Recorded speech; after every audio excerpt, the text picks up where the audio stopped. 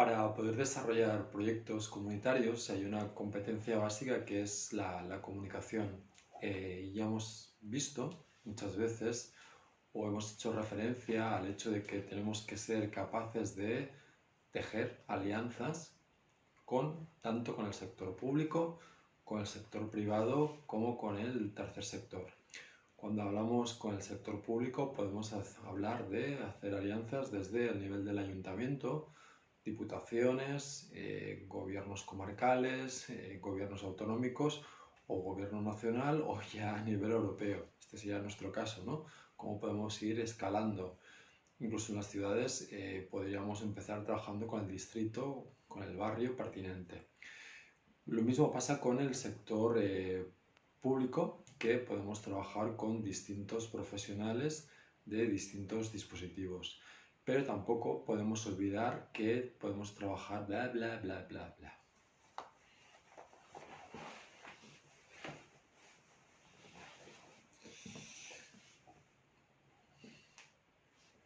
Sin duda, la capacidad de comunicación es una competencia básica que tenemos que ir adquiriendo y tenemos que ir desarrollando a través de nuestra praxis profesional. Por ejemplo, la comunicación es básica cuando tenemos que establecer alianzas estratégicas. Sin estas alianzas estratégicas, difícilmente podemos desarrollar proyectos que realmente tengan un impacto real e importante en las comunidades, porque siempre nos quedaremos con una capacidad de impacto muy reducida.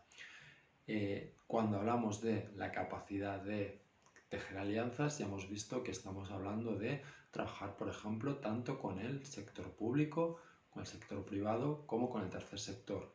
Si hablamos del sector público, si estamos hablando de representación política, por ejemplo, nosotros tenemos proyectos en los que hemos trabajado a nivel de ayuntamiento, podemos trabajar a nivel de consejos comarcales, diputaciones, comunidades autónomas. El siguiente nivel ya sería a nivel nacional o incluso a nivel de proyectos europeos. Dentro del sector público, evidentemente, podemos trabajar con instituciones de salud, etc. Hay muchos partners que podemos ser potencialmente aliados dentro de esta alianza con el sector público. Hay un sector que muchas veces miramos con cierto recelo, que es el sector privado. Yo creo que es muy importante el dejar de estigmatizar a las personas, por ejemplo, los empresarios, y mi experiencia personal me dice que de la misma forma que no tenemos que estigmatizar a ninguna persona bajo ninguna índole, porque tiene una discapacidad o por tener cualquier tipo de problema de salud mental, etcétera, etcétera, los terapeutas somos los primeros en que, como tiene que ser, luchamos por sus derechos y por no estigmatizar. Sí que a veces a mí me sorprenden discursos desde la propia profesión que son como muy críticos y que por una persona, porque sea empresario, como que ya la ponen del otro lado digamos, como el enemigo. Y no es así. O sea, hay empresarios que realmente tienen una gran sensibilidad social y de salud y que realmente se preocupan por sus comunidades. Y además tenemos que recordar que muchas veces los pequeños empresarios son aquellos que crean la riqueza. Por ejemplo, Cataluña siempre ha sido una tierra de pequeños empresarios.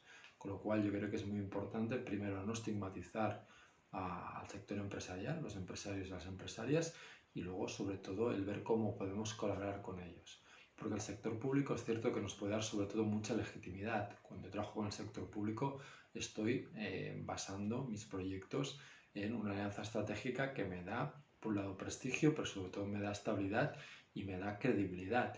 Pero el sector privado es cierto que es mucho más innovador que el sector público, es mucho más ágil y sobre todo nos puede ayudar también en aspectos de financiación, que el sector público también puede hacerlo, pero a veces también esta financiación la podemos completar con el sector privado.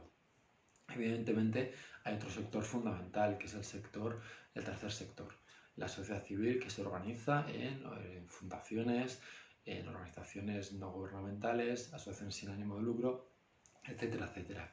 Aquí siempre tenemos que intentar trabajar con las propias acciones de los usuarios, por ejemplo con el movimiento de vida independiente, movimiento como el movimiento de tercera personas. Yo tuve el privilegio de trabajar con las propias comunidades de refugiados, las vertientes. Yo trabajé con la vertiente norte en Guatemala, que eran las comisiones permanentes, que eran la autoorganización de las personas refugiadas para afrontar la situación que están viviendo los campamentos de refugiados en México y su vuelta a Guatemala. Entonces siempre tenemos que pensar, cuando hablamos del tercer sector, no solo tenemos que pensar en grandes ONGs, como podemos pensar en Médicos Sin Frontera, Médicos del Mundo, o puede ser, por ejemplo, Oxfam. Podemos hablar también de este tercer sector que muchas veces está liderado por asociaciones de los propios usuarios y usuarias. Esto es muy importante. Y evidentemente tenemos que ser capaces de identificar y también comunicarnos y llegar a alianzas estratégicas con todos estos partners. Sector público, sector privado, tercer sector. El tercer sector evidentemente es un sector que conoce muy bien las realidades. Muchas veces es el sector que está más cerca de esta realidad que queremos transformar. Evidentemente también nos da mucha legitimidad el poder trabajar con este tercer sector. Entonces, aparte de ser muy capaces de identificar este tercer sector público y privado, tenemos que ser muy buenos y desarrollar mucho lo que se llama capital social, tener muchos contactos, personas de referencia en todos estos ámbitos. Y lo que es muy importante también es que tengamos la capacidad de comunicar claramente nuestros proyectos, nuestras ideas a estos potenciales partners. Entonces, como hemos comentado precisamente al inicio de este vídeo, la comunicación es una competencia básica para el poder desarrollar proyectos. Muchas gracias.